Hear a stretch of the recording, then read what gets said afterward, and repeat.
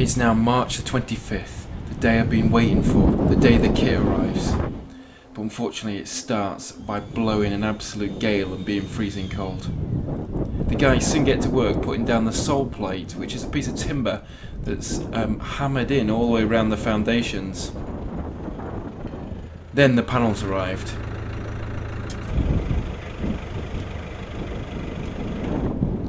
Using the telehandler, they were lifted off the lorry and put into position and laid out onto the site.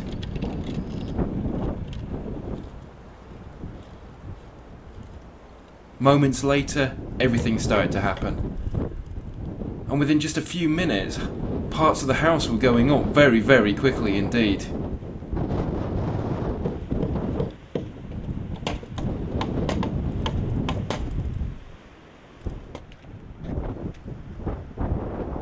I can't believe the speed this is going on. They only started about 25 minutes ago.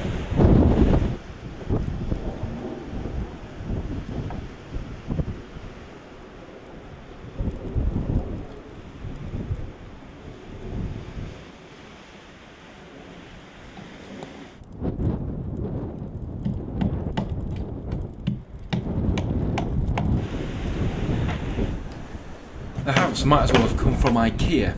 Every single plan was laid out, every single panel was labelled, and where everything was meant to be was very, very clear.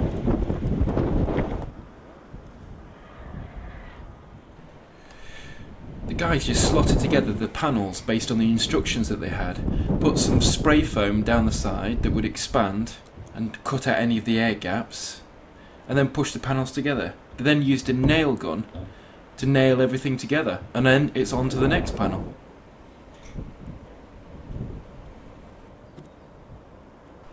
By the end of day one, 2/3 of the ground floor were in, and it was pretty exciting to watch.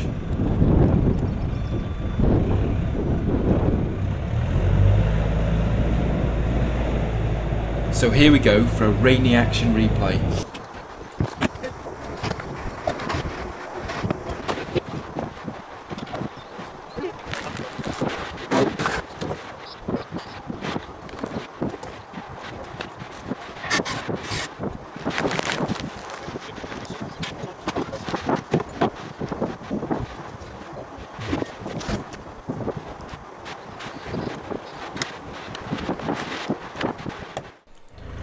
Day 2 started just as grim as the day before.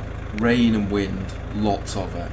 But we were greeted by the arrival of some very, very large steel beams used to hold the house up.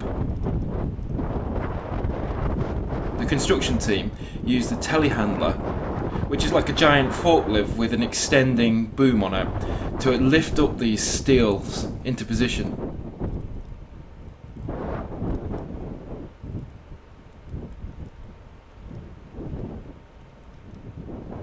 It was a difficult task because there's very little manoeuvrability around some parts of the house. The steels were then secured to the floor and left to be approximately level. Now, under normal circumstances, I'm told that what they do is they put the panels, wooden panels, around the outside of this beam to hold it in place. But it's now blowing maybe 25 knots a breeze, gusting perhaps more. I'm not really sure whether that's going to work in this case. I'm sure what they're going to do. So this large steel is being held up by about 4 bolts into concrete and some sort of OSB chipboard style material in all that wind. I couldn't believe that it would actually be there in the morning. The amazing thing they then did was use this gun which fires nails through wood and into the steel. They then battened the wood directly to the panels just to hold it into position.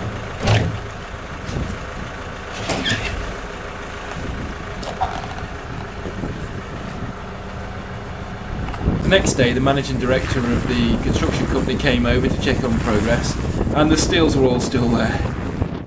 And they started joisting out the building, ready for the second floor to go on the following week.